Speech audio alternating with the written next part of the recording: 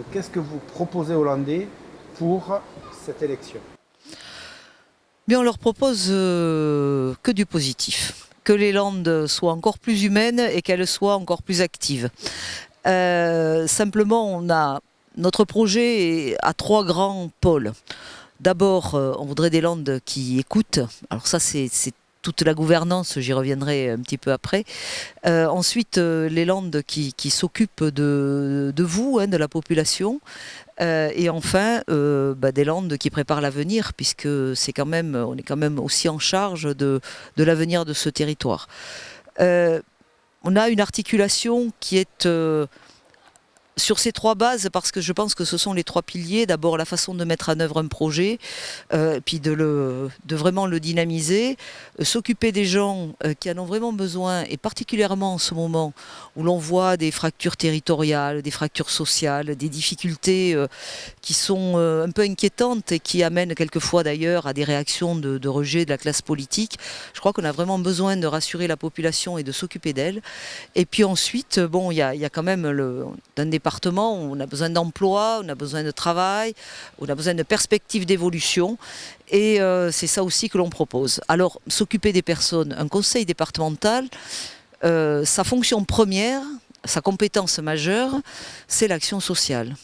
Donc, de la petite enfance jusqu'aux personnes âgées et au grand âge, s'occupe à tous les âges de la vie de la population. Et comment faire que ce levier social, ces besoins qu'ils sont d'organisation et d'infrastructure de la population, se traduisent aussi par une activité économique et de l'emploi. C'est tout simplement cette équation-là qu'il faut trouver. Nous manquons de structures pour les personnes âgées, nous l'avons dit dans notre bilan et de façon même particulièrement inquiétante. Et puis surtout, nous n'avons pas de structure adaptée au vieillissement des personnes. Donc nous leur proposons un vrai parcours résidentiel avec bien des aides qui seront apportées aux communes, aux intercommunalités, qui voudront créer des structures intermédiaires pour les personnes âgées, qui ne soient pas des EHPAD, et qui ne soit pas non plus du domicile, bien sûr, avec un vrai appel à projet sur ces structures-là et des aides très conséquentes du conseil départemental, qui là n'est pas à la manœuvre en maître d'ouvrage directement, mais qui, par les aides qu'il apporte, est un vrai levier à ce que cela se réalise. Eh bien, par exemple, tout cela donnera du travail à nos artisans, à nos entreprises du bâtiment qui à l'heure actuelle souffrent énormément, et résoudra aussi un problème pour ces personnes âgées qui ont besoin d'un vrai parcours résidentiel qui n'existe pas à l'heure actuelle. Pareil dans la petite enfance, un plan crèche, il faut absolument que nous travaillions sur les modes de garde de nos petits, de l'aide apportée aux familles qui est absolument essentielle pour les jeunes couples qui ont des enfants. Et là, de la même façon, nous serons des moteurs et nous serons des initiateurs avec les intercommunalités et avec les communes d'un plan crèche qui soit le plus équilibré sur notre territoire. Trouver toutes les solutions innovantes qui puissent faire avancer tous ces projets, tant chez les plus petits que chez les plus âgés ou chez les personnes handicapées d'ailleurs aussi, qui font partie de ces populations qui sont importante et prise en charge de façon essentielle par le conseil départemental. Donc nous voulons vraiment être dans nos compétences premières et faire ce que nous avons à faire, rattraper les retards qu'il existe et préparer l'avenir avec les 5000 Landais nouveaux qui arrivent tous les ans. Donc les besoins de la population vont être de plus en plus importants. Et cela générera, je le redis, de l'emploi, cela générera de l'activité pour nos entreprises, c'est-à-dire pour l'économie du quotidien qui aujourd'hui souffre énormément. Donc ça, c'est un premier pan. Le deuxième pan, il est très simple, il faut que nous arrivions à fédérer dans tout ce qui est développement économique, que nous arrivions à fédérer toutes les énergies de ce département. Vraisemblablement, le conseil départemental n'aura plus de compétences développement économique à la fin 2016. C'est ce que est en train de se discuter actuellement à l'Assemblée nationale. Mais néanmoins, même s'il n'a plus cette compétence, il peut être le le fédérateur des énergies du département, des entrepreneurs, des porteurs de projets, et faire en sorte que ces personnes-là, non seulement se rencontrent, et également puissent avoir des facilités pour mettre en œuvre ce qu'ils souhaitent mettre en œuvre. Et le département devra là être le vrai ambassadeur, si vous voulez, au niveau de la région, qui elle sera compétente en développement économique. Des filières nouvelles, il y en aura dans notre département. Nous avons besoin de filières fortes autour de l'éco-construction, par exemple. Nous avons besoin de filières en développement autour de la domotique et du numérique, pour l'appui aux personnes âgées, par exemple, mais pour l'appui aussi à toute la population.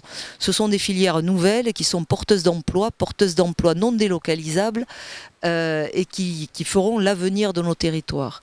Autre filière nouvelle que nous voudrions vraiment mettre en avant, c'est tout ce qui concerne l'environnement et les énergies renouvelables. Nous avons toutes les conditions dans ce département pour travailler sur ces sujets. Le solaire, la géothermie, la biomasse et une filière biogaz qui est à créer de A à Z.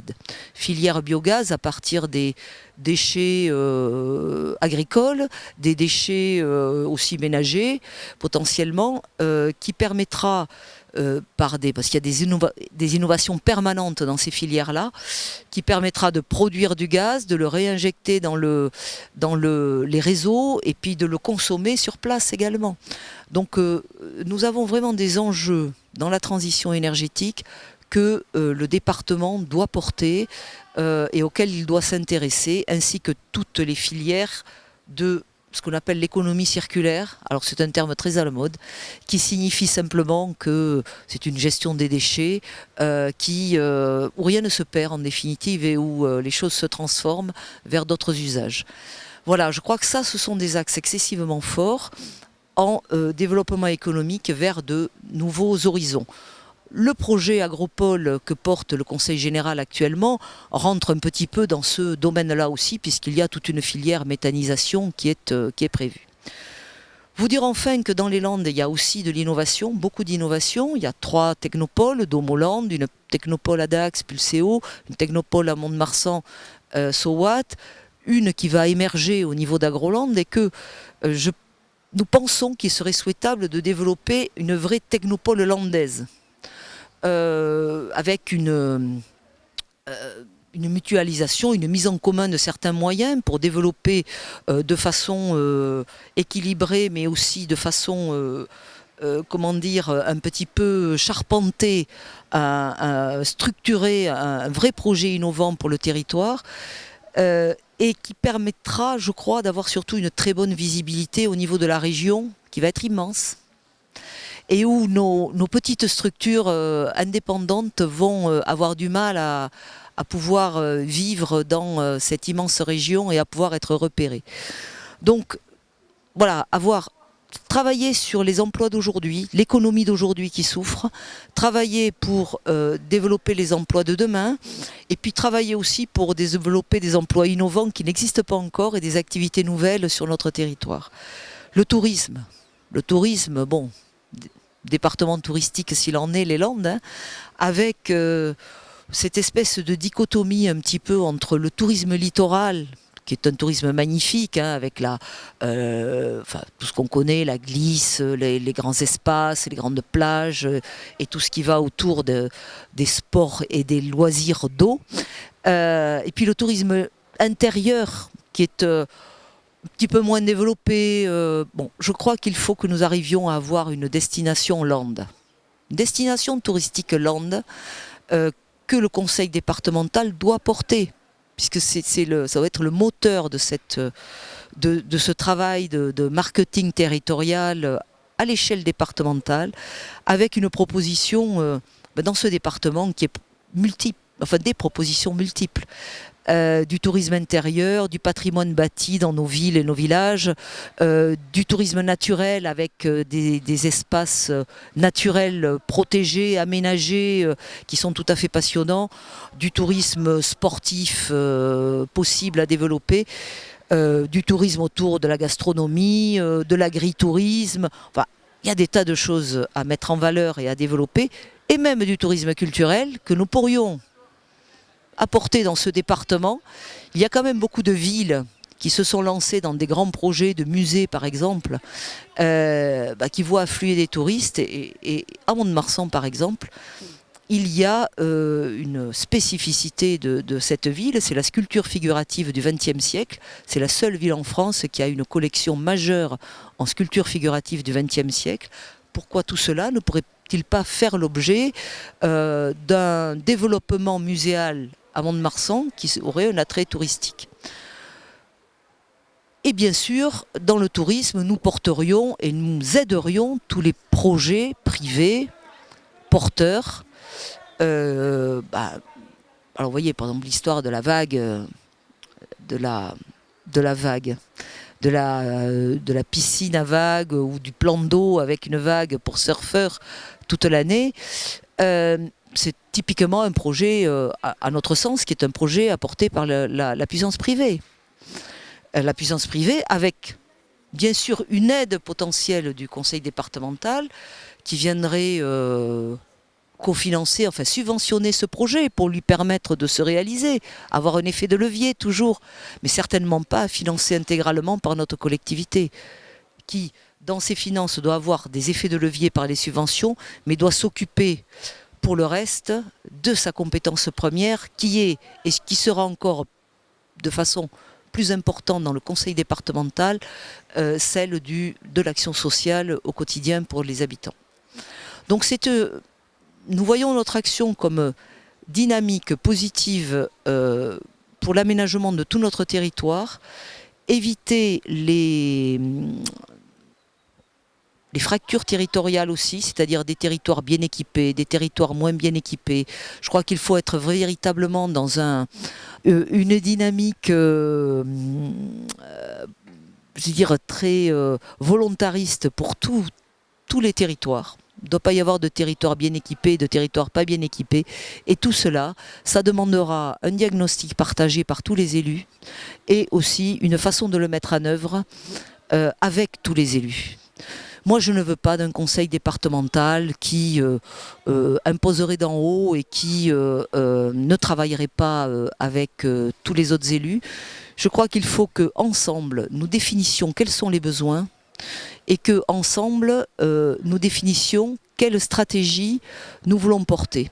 Quand je dis ensemble, c'est les élus départementaux, les élus, les présidents de toutes les intercommunalités, des représentants des maires, afin que nous ayons vraiment une façon positive et partagée d'évolution du département.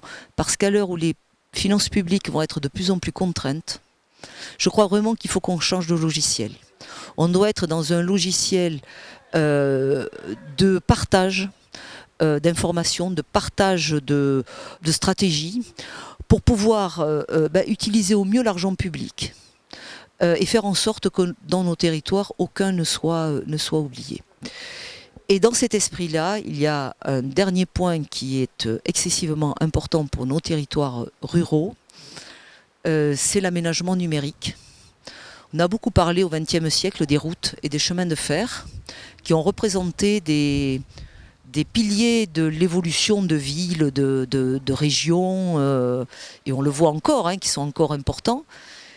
Parlons aujourd'hui du numérique, ce sont des voies de communication, de l'information certes, mais qui donnent à tous les territoires les mêmes chances de développement. Un développement moderne, un développement où on se déplace moins, un développement où l'on peut favoriser le télétravail, un développement où l'on peut travailler à distance, où l'on peut se former à distance. Donc véritablement une autre façon d'appréhender l'économie et la vie sociétale, où l'on peut apporter aussi des services à la population. Donc c'est vraiment... à mon sens, le développement du XXIe siècle, nous devons y aller. Et pour y aller, il faut d'abord avoir les réseaux. Il faut d'abord avoir les chemins. Et ces réseaux, c'est le très haut débit. Et même si le très haut débit ne peut pas aller dans un premier temps partout, il faut du haut débit partout minimum. Quand j'entends dire qu'il y a 80% des Landais qui ont le haut débit, non. D'ailleurs, d'abord, il y en a 20% qui ne l'ont pas. Et ensuite, dans ces 80%, il y a une partie qui ont un débit tellement faible qu'ils ne peuvent absolument rien faire. Donc, il faut vraiment être excessivement volontariste dans ces dossiers. C'est de ça, de ces infrastructures de réseau numérique, que dépendra l'avenir de notre département et de tous les départements ruraux d'ailleurs de France et de Navarre. Donc nous voulons être très volontaristes dans ce sens-là également. Voilà, donc notre premier souci sera de nous occuper de la population, de la petite enfant. Je n'ai pas parlé de jeunesse, mais la jeunesse fait partie de tout ça. Elle a besoin de formation, elle a besoin d'emploi, la jeunesse. Elle a besoin de confiance aussi. Les personnes âgées qui ont besoin d'accompagnement, les personnes handicapées également, et puis ensuite nos entreprises qui ont besoin que nous les épaulions par des leviers que nous pouvons donner pour faire marcher l'économie et que nous les épaulions à se fédérer dans des filières nouvelles qui permettront l'avenir du département.